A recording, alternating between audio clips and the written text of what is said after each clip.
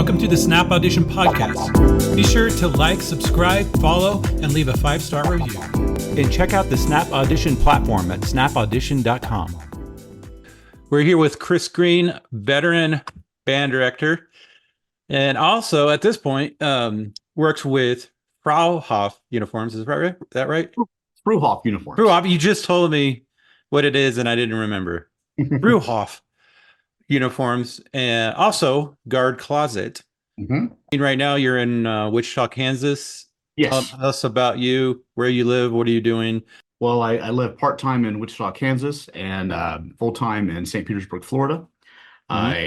My degree's in music composition. I was the Mr. Holland's Opus kind of came out when I was in college. I was a composition major that was never going to teach. Yeah. So I followed the same kind of path and became a teacher. I did that for about a decade in Texas. Had a great career, really loved it. Yeah. Moved to Florida about 8 years ago to be the Florida representative for Frauhof uniforms. How much I enjoy being a deconstructed band director. So I got to talk to band directors all day. I was spending my time in the performing arts and just traveling the state. And then I added on other lines to that to kind of help the bands. So I'm working with Guard Closet, which does all my marching band and color guard accessories and concert wear, all that kind of stuff. So it kind of goes along with the same things I'm talking to the band directors about. I've been working with a company called Team IP, which does all my branded apparel and promotional products. Okay. And Team IP has actually contracted me as the virtual assistant director to handle all their music and education stuff. I've been doing that by myself for the last 7 or 8 years, and then taking over the position as the national sales manager for Frauhof. I needed some assistance, and we've been growing so much. So I actually have about 7 other virtual assistant directors that work with me, and we just basically help bands through all the things that they don't have enough hands to do. The name kind of started because in Florida, I realized very quickly that the very few of the bands had an assistant director of any kind. Where I came from Texas, where it was defined, you have a certain number of students, you have a certain number of directors. Right. I grew up in San Antonio. Churchill High School. You probably heard of it. That's definitely. Decades ago, and I think we went up to like 4 directors. It was pretty luxurious for the in the director world. Well, it helps. There's so much paperwork. There's so much research going on. So for me, I was like, how can I help? I can't come and teach the class. I can't do those things. But can I do the research and where are we going to get our props from? I need shoes. I need gloves. And who's got color guard stuff? I've got a cloth with. What do I need to do and how? So that's where I kind of stepped in and said, I could be like a virtual assistant. And then someone I used to work with, he used a line once that said, life is better with an assistant. And I said, I'm going to steal that line because that makes a lot of sense. Right. I can't do a lot of the things, but I can take various pieces and give you all the information that you did. Let me do the research. Let me tell you, who has what are those prices, what are those terms, what can I do to help the program? It seems like at least half of their job is really directing the program as much as it is dealing with music itself, or even the students. There's so much, the amount of logistics is crazy. So especially in the marching band world, it's, you're putting on a full on like theater production on a football field and traveling around. Where were you in Texas? I'm curious. I was in the Dallas metro area. I taught at a school, Adamson High School. I got there and they had 12 kids in the program. I left them with about 250. We went from, everyone was in band and jazz band to having multiple jazz bands, 3 concert bands, 2 competing winter guards, WGI winds, and indoor percussion. So it's just, I was able to grow that program and then hand it over to someone else after I left, and they're doing different things. But everyone has their own viewpoint of what the band should be. Of course. For me, I just follow a 100-year-old school with such a low population band, but a lot of great names had come out of that program. I wanted more kids to have the band experience. To me, it wasn't about, I have to get straight ones. I'm in Texas. It was more of, okay, can I get the experience for more kids to enjoy what it's like to be in band? Give them more performing opportunities. Most of my students were beginners and freshmen in high school. So for them to take 3 or 4 years and get to a certain performance level took a lot of extra effort. We didn't have lessons. So it's like, okay, let's do more ensembles. So an ensemble and small groups and just varying kinds of things. And so you have a certain number of groups of students that grow in the group. They just go up to the top level. They become in the wind ensemble and they can achieve a higher level of music. are trying really hard, but they're behind the eight ball. They haven't had 3 or 4 years of music going in, so they're hard workers, but they can achieve this level of music. And then people who are more beginning and need more time, well, they can achieve this level of music. And then Right. you find them together in the marching band by just being layered in how your approach is, so that everyone has something that they can achieve and can perform Yeah. together in a great way. So I that was my approach, and I really enjoyed it. I'm curious how you deal with encouraging the people or the students that are there to get better, to when you also the big objective is just to get more people in the program, right? So Mhm. you got quantity versus quality. How do you balance those things when you're building? I think that's a really Yeah. good way to look at that, as quality versus Yeah. quantity. A lot of people say, well, this small group, I can really focus and they'll get really high attention and will Hmm. perform well. On a place like Texas, where your scores are very much assigned to how well you're being paid, or if you have a contract again, you have to understand what that is going to be. Hmm. Because you can't go in and say, I'm going to fill the band big with numbers, because if you have to have that score by the end of the first year, Yeah. recruit the kid the same way, because you have to have results. If you're in an area where you don't have to have that tied in, you can look at it differently. So step one for me has always been, with any program I've done, whether it's been a nonprofit or a school, is identifying where the school is and where it is, why it's there. So if the school has been there simply just, oh, we dumped some kids in band, it's not been serious, or it's super competitive, whatever, you have to understand what that goal currently is, Right. then start growing the community and the culture of what you want the band to be. So for me, that first year with having 12, I knew very importantly that they had to have a jazz band. Most of the kids were doubling on other instruments, and that was great. And they had a very successful jazz band. Huh. The concert band was okay, and they kept going in the non-varsity, so we were able to keep the level down of what they had to achieve. Yeah. Uh, every time they get up to a level where they're getting ones, they had to move it to varsity, and they had a huge drop the next year because they didn't have the development and the number of students to maintain that level. So Okay. they're shooting themselves in the foot. We got good enough. Oh, now we got to start over because now it's a much higher level. We don't have the talent. They'll get a 2 or 3, go back down to non-varsity and build themselves back up. It was a constant cycle. So they started focusing on things like jazz band to do. So when I came in, I was like, okay, well, where can we get more kids? How do we do this? So I took these music history classes that were dumping just everyone in, started doing more So uh, they had music history class in in high school as like an arts credit kind of thing. right. And they're just Okay. dump the kids in that need to be in. So we had to find a way to talk about performing arts and show videos and just try to develop the culture of what things could be. And you start Hmm. getting kids asking questions and they find interest in something. So we started in the spring. It's like, well, I've got all this extra money for buses because this band is so Hmm. small, we're not using them in the football season.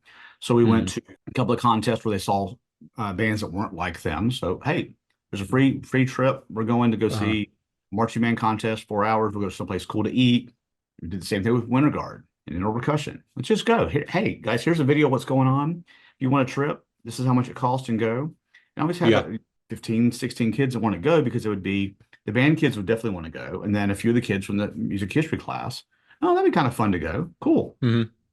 We go like, this is really cool. How do they do this? Then we have a conversation of, well, this is what they do, and they have this kind of rehearsal. And so I started Yeah. just getting them experiencing different levels of band than what they currently have. And they would ask questions of how can we do this? How is this possible? Well, this is what it would take. And so it would just be little discussions here and there, developing what was happening. So after that first year, I had the beginning class starting up. Okay. Well, Oh, there's a lot yeah. of interest. There's a lot of, 30, 40 kids that wanted to be in beginning band in high school. Great. Cool. Oh, wow. Begin new musicians in high school. Okay. Right. By the time I was at my third year there, we had 75 kids every year in beginning band as a Yeah. freshman. Now, second semester of their freshman year, they may be good enough to get into the bottom band Yeah. because we're playing, easier literature. And some like, well, I can go in and do that. Great.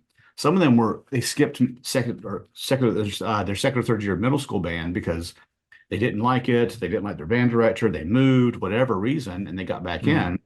Like, well, you're still back in the beginning, and then I'm getting good again. I'm really enjoying this now. Great. Now you can move into the symphonic band. Oh, and after that year, everyone had auditioned for the wind ensemble, symphonic band, and concert band. So it gave them a chance to kind of figure out where to go. So as it slowly grew, I wasn't saying I want to have 50 kids this year and 100 kids next year.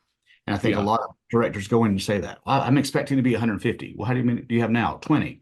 Well, how are you going to get there? I'm Yeah. recruiting a bunch of kids. Yeah. Okay.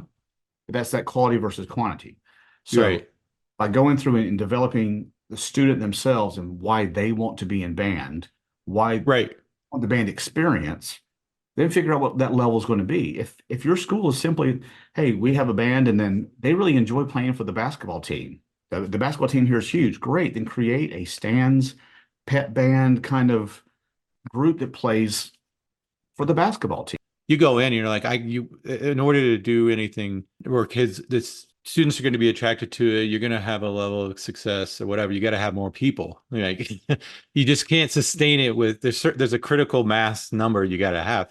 And so that was your first objective. It was like, hey, and then, but it sounds like you took a more organic approach of how do I get them to tell their peers to be in this, or Yeah. instead of just going out and saying it's a good idea. It's, I don't know. Yeah. So I mean, you've seen lots yeah. of recruitment booths where they'll put a trumpet and a flag and they'll have kids going, come join, it's so much Yeah. fun. Yeah. Yeah. Yeah. And in some schools, that's all you need. That's Uh-huh. they need. They need to feel cool. But Right. every school has its own culture of what's cool. Where I found is there was a magnet middle school that was a performing arts middle school that used to feed the high school and didn't. So we had Okay. one school that fed us. That one school was giving us 5 or 6 kids a year. So instantly I'm like, well, you can't grow a program if you're only getting 5 or 6 kids from the middle school. I've got to do something different. And then we started performing at the elementary schools to help boost up the interest in the middle school to feed in. So you have to kind of humble yourself a little bit and say, okay, I've got to do beyond my job, because if it's not happening at the middle school level now, as a high school director, it's now my job to do so. And how can I encourage Yes. the middle school director to do different things? Because they will give you endless reasons of why it isn't happening. Well, kids don't want to do band. I got told that so many times. Kids here, they just don't want to do Yeah. band. Right. So we had an HBCU style school down the street. It was a magnet high school. That's the historically black colleges and that's a Yeah. very strong style. And then we had another Yeah. high school down the street that was in the same general area. They didn't have to pick between, but they were very good. So we have two strong programs in this style. And Okay. then the school I was at was a core style. So everyone wanted us to be like those two schools. And he kept saying, well, if they want to be that, they'll go right here. It's just down the street. Or they can get a waiver to go to this other school. So the reason they're coming here, they want to do something different. So once I changed that culture, like, okay, indoor winter garden and percussion, they like that. The band started growing. And then I'll say by the time I left the high school, I had moved my assistant from the high school to the middle school, took over the program. He went Yeah. from, giving 5 or 6 kids a year to having 97% of the middle school in band, and went Wow. from getting threes and fours at contests to getting sweepstakes and having multiple assistant directors. So Yeah. all these people say, "Oh, kid, they don't want to do this. You're misunderstanding. That's not what they want. That is what they wanted." But you had to create the culture and say, here are the options. And they'll tell you. If they go, that's stupid. Okay. What's stupid about it? What do you not like about it? Oh, Yeah. well, we're doing this cool. So I found the kind of balance I found is they liked the HBCU style, but they liked Right. going and doing something different than their neighbors were doing, as far as on the Okay. culture field. So like, hey, can we go in the stands? Can we play some cumbia? Can we do some dances? Can we do some cool stuff in the stands? Sure. Why So not? you, They are so spirit. the culture was the black style marching band. It's a different, yeah, like the historically black colleges, and so it would be natural for you or anybody else to think, oh, that's the style we should do because we're in that community. But Well, I mean, you we had were success doing something different, right? Yeah. we were about 97% Hispanic. Oh, And we had, nice. So you're Hispanic. Okay. yeah, I mean, Yeah. when I first came into the school and we had a Hispanic principal, we had Okay. there's a folklorico and mariachi groups at the school, and she ended it. She's like, "No, I don't like that. We don't. That's not what we're doing." I'm like, okay, well, I don't understand. If we have a lot of first and second generation immigrants from Mexico, Right. Right. do those things about their culture. No, Right. no, we're not doing that. You need to be like this school and this school. That's, the HBCU style. And you ask the kids what they like, and you show them videos. You don't have to tell them this is good and this is bad. You say, hey, let's watch a couple things. So here's a drum corps. Here's a Grambling University going stuff. Here's a military band, Right. like Texas has like a military. Let's just show different things, and let's analyze what it is you like and don't like about them. Well, this is cool because they got the crowd excited, or this is cool because I know this Right. song. This is cool because they're just really freaking good. You know, Yeah. you can challenge them to accept new experiences, because let's face it, we're all going in with tunnel vision of what we grew up with, what we're around, what our culture and Oh our yeah. community Yeah. is. Hey, so when in your middle school and high school and you're trying to find out who you're going to be as an adult, you you're experimenting, you're finding out different things, you're listening to different music, you're finding out what your friends listen to, what they like, and you're constantly trying to stay cool. So any culture can be cool if the kids are buying into it. But it can't be as the adult saying, this is what's cool, this is what we're doing. It's talking Okay. to the students and saying, hey, what do you like? Well, I like this. Well, what do you like about it? Well, number one, you're showing interest in the student, and every teacher is going to tell you the better that you can have a relationship with your student on a one-on-one basis that makes them feel heard, validated, and seen, which are things you hear all the time right now, is going to Right. be better for your program, because they're going to trust you with whatever you're saying. Hey, this is what we're going to do in class. Hey, this is the kind of music we're going to play. They're going to buy into it. I mean, I was Right. watching the other day for one of the top high school bands in the country, and they're talking about how much the kids were challenged and loving this Maslanka piece. I'm like, there's no way that 90% of the bands in the country could achieve this piece. And here's this video with all the kids talking about how much they enjoyed the process, and it was so much pressure because this. But it's because they developed that culture of they really wanted to play this really high art music at a high school level, and they Hmm. achieved it extremely well. Well, that's that culture there. And they built it for years and years. So if you're going to go to that high school, they've got these programs. Here's their successes. Here's what they're doing. Your passion was the program itself and the community. And no matter what direction it went, you cared about the people. I know Texas marching band culture. I grew up in high school, and it's kind of like college, the high school football there in a lot of ways. So you have the more wealthy schools that have these big bands and these big traditions of programs. So if you're going to go into be a director of one of those programs, I assume you would know where you're inheriting a program. So, Yeah. but in your situation, you're saying I'm inheriting a challenge here to make a community. That's the thing that you needed to achieve there. I mean, Yeah. my goal first and foremost was I wanted students to have the same impact on their life that I have with band. So as I'm growing the Okay. band, I get a lot of feedback of you're just trying to create a bunch of band directors. I'm like, not really. I mean, if they want to go into the field, that's awesome. But if they learn all the lessons from band that I learned and that gave me the confidence to go out and be the person that I am and do the things that I'm doing in the world, then that's a good thing. Right. Uh, You saw the program, the experience of the program in the high school as valuable right. I in and mean, of itself, besides just music education. It was a way to create leaders and things like that. Right. and the Yeah. students in the program that have gone on to do music weren't Yeah. necessarily first chair people. They're people that Hmm. just found their home in music, and that's what gave them their life. And there's others that went through and got degrees in music and then took a different path, and they're highly successful in that new path.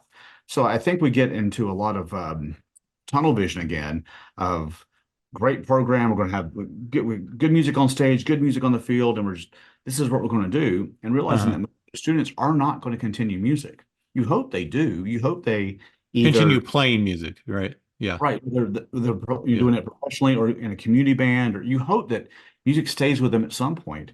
But I keep in touch with a lot of my former students and what they're doing now, and it's just they look back at those days of, that's when I really found that confidence. I was so shy then, and I really came out of my shell, Okay. or that's where I found my voice, or those different things, and it's amazing. Just going back and seeing the impact that had, and I knew from my time of how much music saved me in my life, I had a responsibility to do the same. I think it's selfish at Okay. this point to Yeah. go in and say, I'm here to get the trophy, and we need to get the trophies. That's cool. Trophies are great. I'm not going to diss trophies. I've had lots Yeah. of trophies and all that stuff in the band room. It's great for recruiting because success breeds success. All that stuff is Right. great. But at the end of the day, I just wanted the kids to be happy they were in the program, that they were Hmm. happy they joined band. They didn't regret the time they spent in any of the classrooms or ensembles that we were doing. What I kind of impart on people is if you're not in an area, Texas is hard because they really push the scores. And like you mentioned, if you're inheriting a program, there's definitely Yeah. responsibilities. And I'm not going to discount the fact that, you want to be as good as you possibly can. I always kept saying, it's more fun not to suck. Well, yeah. I mean, Who doesn't well, want to stay in innovation? that's the way the struggle is as a musician is you're always practicing. You hear something you want to play, and then you can't play it. It's something you get. It's frustration comes from I don't have the skill to play this, and Right. so especially I'm a jazz background guy, so in the improv world, you're thinking I want to be able to do this lick or whatever, and I can't pull it off or it doesn't sound right, and it's but the more skill you have, the more fun it is, including with the band itself. It was giving them the skills to say, hey, there's always going to be someone judging you. Always. Sometimes it's in our favor, sometimes it's not, but there's value in every criticism that you're going to get. So we kept going through different channels to hear that feedback, and we'd make them analyze. We'd write papers based on what the judges said. So we're listening in class, everyone's listening, you're taking your notes. Now, what are our takeaways? Well, they really hated this. Okay, well, we were not great at that day. What did they like? Why did they Right. like? What's the approach? And you mentioned Yeah. something about getting, playing and getting better, Yeah. the frustration, the skill. But let's face it, that one concept applies to everything you can do in life, work-wise, because you're going to get a job, you have a certain skill set. Then like, okay, we need to learn this other stuff. Well, I don't know that yet. Well, you better learn it because you need it for Yeah. the job. That's totally, and especially today in we're an information economy. You're learning how to, well, and I do my other gig is software development. So in the tech world, it's all learning. Anybody who graduates from college computer science degree really doesn't know anything. So you have to. It's an economy of learning how to learn and learn. So you're And right, and music's great for that because it teaches you to break things up into chunks. You know. Mhm. All Yeah. those skills, and that's what anytime people say, "Oh, you're taking the kid away from softball, and they're really good at soft." Okay, great. Team sports achieve some of the Uh-huh. same ideas. All these Right. things are good. That's why we put them in our schools because we say these are things that help develop the skills for a student. Just reading in a book doesn't necessarily give you all the skills. It's one skill set, which is why diversification of learning is so important because this is a visual learner, this is an audio learner, this is a person who needs to work in groups. This is someone that needs to do a presentation by themselves.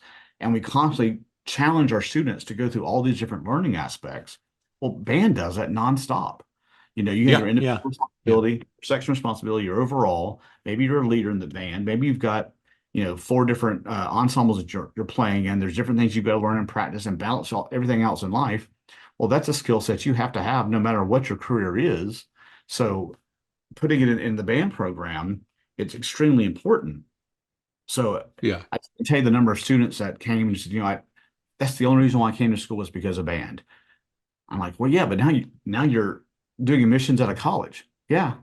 And you didn't think you're going to graduate high school. No. Okay. Because they did band, Yeah. that Yeah. Yeah. Of course. things. So, I mean, we always talk about how great it is for every kid to have some kind of music or performing arts experience and all that. But sometimes it's hard to go back and look and say, all the things that they actually achieved that weren't a trophy or a score.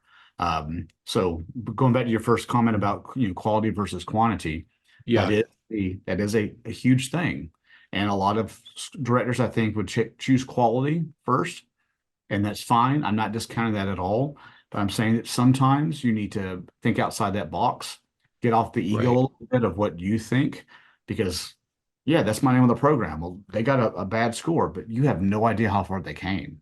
At the beginning of the year, we couldn't play any of this. And yeah, it wasn't great today, but from where they were, it was amazing. Even though And that quality that I'm looking for, well, I don't want people yeah. to hear that. That's me. I shared it all the time.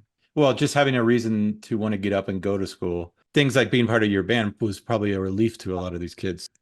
We're at Snap, we do audition software. So we're, always like to ask people about auditions.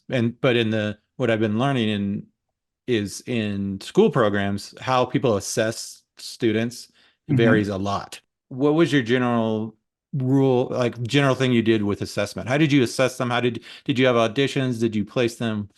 We did. There's nothing beats being able to listen to a student live, one on Yeah. one, but there's pressure with that. So we had smart music programs. We had some practice rooms set up. They could go through it and record. So every level of Okay. band had something. So they got used to going to a program, playing along with it, and getting their scores and recordings. And sometimes they're able to redo them. Sometimes it was a sight Hmm. reading, like you only get a chance to do this one time. So what I thought was important, we were talking about auditioning, it's the same thing as going in for an interview. You don't have a second chance sometimes. Other times you've got two or three interviews to kind of get your point across and meet different people. So I think the audition process in itself, regardless of Yeah. how it's structured, is quite important because you have to get the student comfortable with presenting who they are, whether it's through their Right. instrument or them as a person. So sometimes, that instrument may be the thing that gives them the confidence to express themselves. Well, great. By going through that process a lot in your auditions in high school, regardless if they're going to the music or not, develop some of those skills. So they'll say, I felt more comfortable going in because, I remember having to go after first chair and I had to play in front of the whole band for the solo or all Right. those aspects that you've done. So I know with Snap with the audition situation, Yeah. I used in person. I brought in other people sometimes as a panel. How did you balance the time then to do these auditions? It's tough because as your Mm. band gets larger, there's less time to do so. So the auditions became more of leadership are always in person because they had to do interviews and physical auditions if it's a drum major or something of that nature. When it came to auditions for wind ensemble and symphonic band, concert band, those were all done digitally. You have time. Hey, the auditions are Yeah. open now. Here's the packet. You have until this date. And if you don't have that date, then you get placed in the concert band beyond the lowest score person. And they would have to, So re-audition later. yeah. So I mean, it sounds like from the beginning, your mentality was we're gonna do auditions. Like, Mhm. because I talked to the directors from all over the country, and everybody just has a totally different situation. I think each state, things tend to be organized by state, and each state has a different culture expedition. And so in Mhm. your world, it was, oh yeah, this is what we do. We have auditions, right? For the Yeah, end of the year, for the next year. right. How else did you assess like personal development of their playing? I mean, chair tests, anything like that, like during the year? We did. So every 6 weeks, there's a chair placement.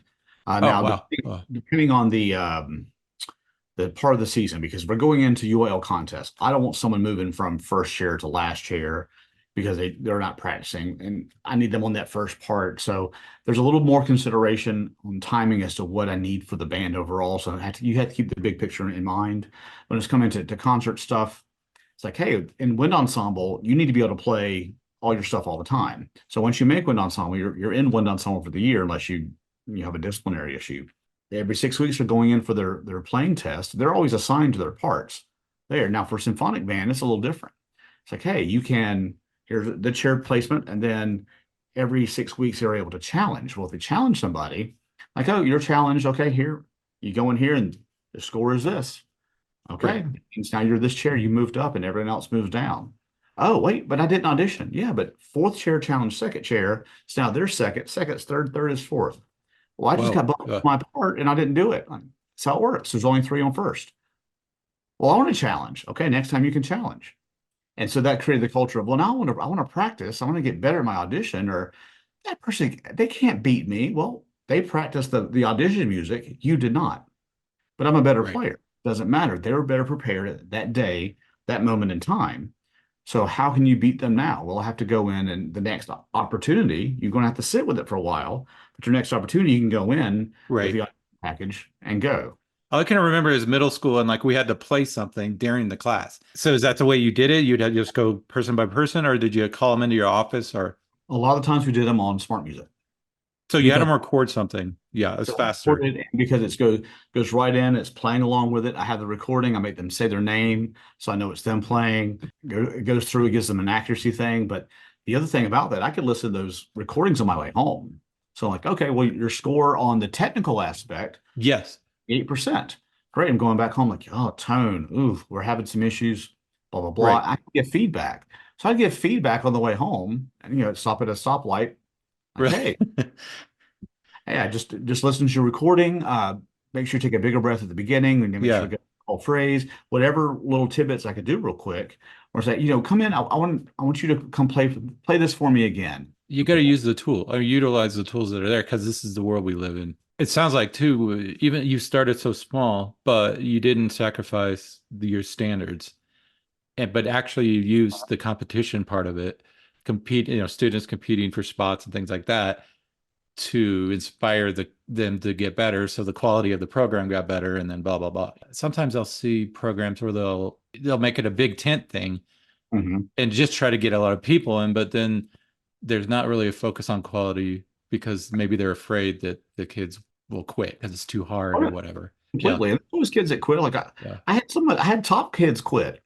My entire idea, like I said from the beginning, was just I wanted them to have the band experience. I wanted them to leave and be happy that they did Right. it.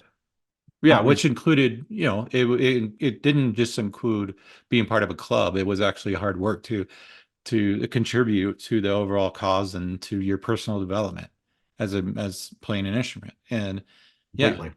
yeah. And so I noticed that you had some DC drum corps experience. Is that right? I've done a lot of drum corps. Drum Yeah, corps is kind of what yeah. kind of helped me find myself because I mean, and be honest, I was like seventh chair to 12 my freshman year in high school. And Yeah. then I got into Crown and Carolina Crown and was a second soprano. Carolina Crown, the DC Drum Corps International, Yeah. Carolina. Yeah, I've seen I think YouTube videos and stuff of them. Yeah. So I Yeah. did that for 4 seasons, and it took me Uh, from, my freshman year was middle of the pack in my high school trumpet line to making all region, all national, and mm, all national things, and got to tour Europe with a group, and well, I found myself in it because I wasn't one of those naturally talented kids. I was somebody that had to work at it. So I think because I came from that world, that was where my concept came in was just, hey, you may be last year right now, but you could be a soloist next year. And I saw it in Crown all the time. A kid would come in as mhm. a fluting player and Yeah. barely make a sound on the brass instrument. The next year or two, they are the soloist. Yeah. The amount of growth that you could happen in a season with drum corps was just incredible. Yeah. And I'll get into the judging, because of course it's not the judging part is a big part of our software and designing that. We've learned how much variety there is. I mean, you have contest, which would be like the marching band thing. I remember the guys walking around on the football field with the tape recorders Mhm. recording. And so you were one of these people, and Yep. I and still then am.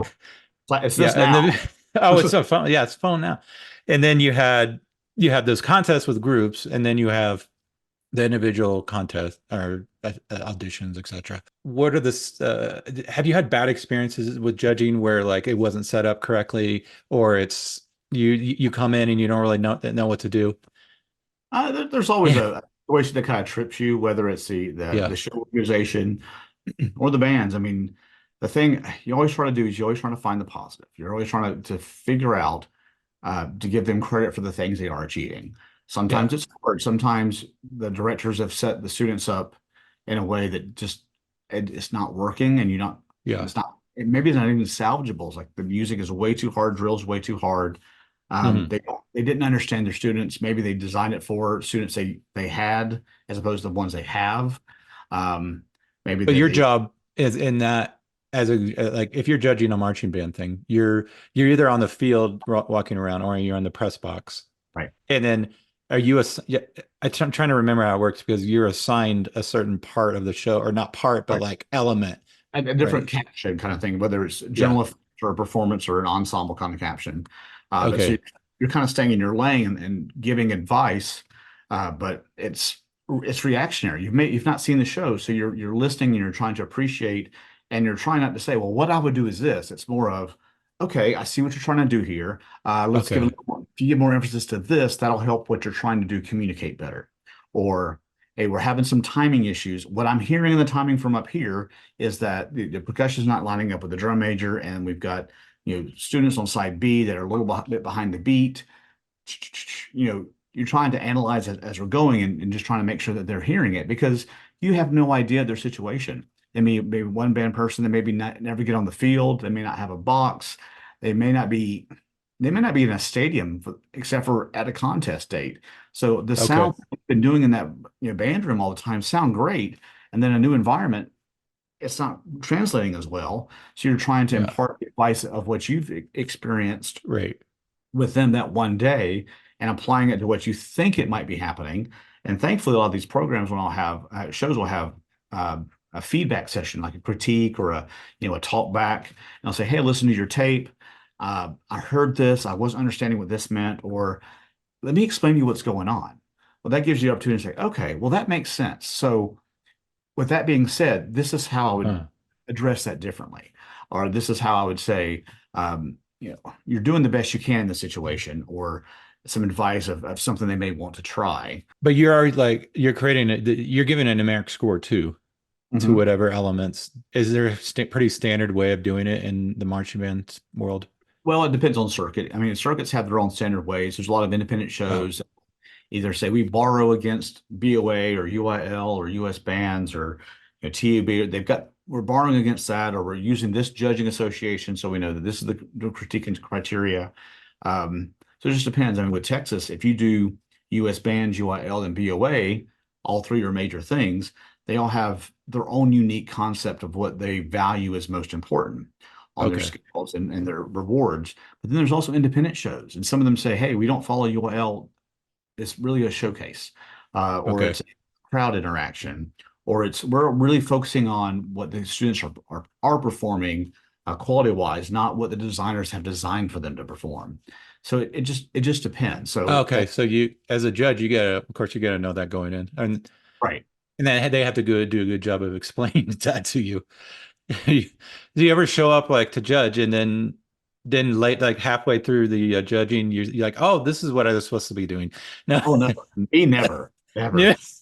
I've been judging for 25 years now. Uh, Wow.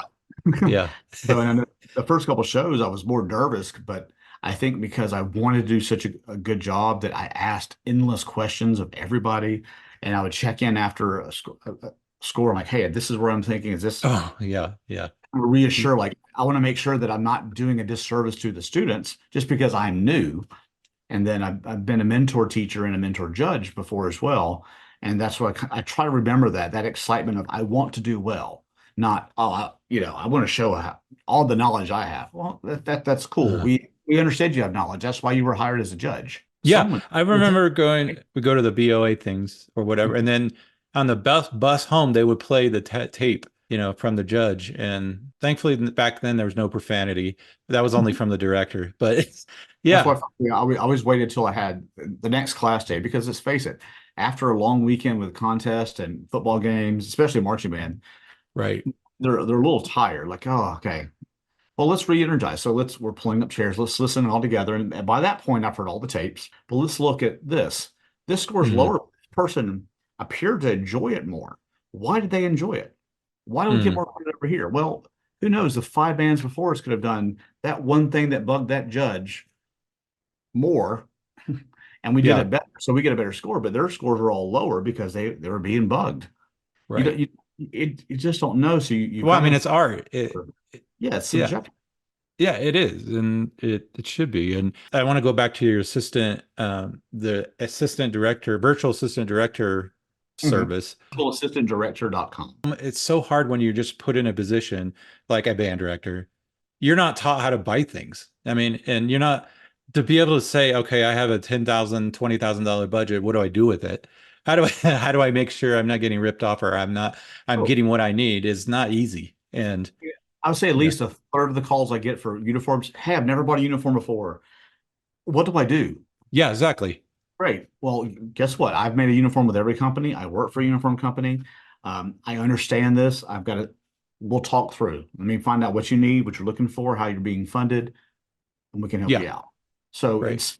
to me, it's more of just all the VADs, all the virtual assistant directors are people that are big names in the performing arts community. They've a lot of Yeah. experience, different aspects. So it's, what do you need? So if you go to the webpage Yeah. and click around, like, I want someone who's close to me. Well, where we live is listed on our list. Or if it's, I need a percussion person. Well, great. Here's 2 percussion people. Click out their page, read their bios and what they're working with, and see who you want to work with. Right. Yeah. So it doesn't have to be just you're calling a company and whoever picks up the phone is it. It's Right. been my company for a while. I just added more people. Like, hey, whoever you like to work with. So when someone calls, like, well, there's no one in my area. Great. What do you need? I got you. And the guard closet, that website is that you have consignment or We do consignment and yeah. there's all my VAD people also work with Guard Closet. So it's and they work directly with them. They're Yeah. contract employees with them. And that's all consignment stuff as well as new stuff. So all the color guard shoes, gloves, uniform racks, garment bags, all those kind of things are done through DSI Style Plus, all the major vendors on that side Right. there with Guard Closet. So it allows ease. And there's also a little crossover with like shirts. You can do shirts with 3 of my different companies. So when someone calls in like, well, I want to do t-shirts. Great. What do you need? Get all the questions. Yeah. Okay. Based on what I'm hearing, there's 2 different vendors I'm going to send you quotes for, and you let me know what you want to work with. Yeah. Okay. Hey, we want to do a performance slot for the marching band show. Okay, I've got several options. We start Right. talking through budget. I did this yesterday with somebody. We're talking through budget. I'm like, okay, based on your budget, this is what I'm going to suggest going. So I'm going to start off here with this quote. Yeah, the budget. Yeah, because I've been in positions where like I work for a company and then you're told, well, this is the budget, and then you don't know. It just takes so much time to do the research to figure out what it should cost to do things. And then of course, and then you're talking about buying stuff for a organization. It's not like going out, to a store and buying yourself a shirt. It's a totally different buying process. So yeah, every district can be different. So understanding what that is, I mean, and everyone's fundraising all the time for all the things that aren't being provided with their district. So for me, I'm sure that whatever you get, you're buying is get the best value for your money. So it's not about the cheapest price, because cheap is cheap. That's why we don't say exactly. cheap. Yeah. It's like, what is your budget? If I know your budget, I can say this is below your budget, in your budget, and above your budget. Here are the ideas. Yeah, right. And then you might say, you know what? That seems worth the extra money. Or, oh, I can actually get this cheaper than I thought I would. That would work. Great. If that's the quality, if that quality works for you at that price, you can go under your budget. Well, thank you so much for your time, Chris. Thank you for your time.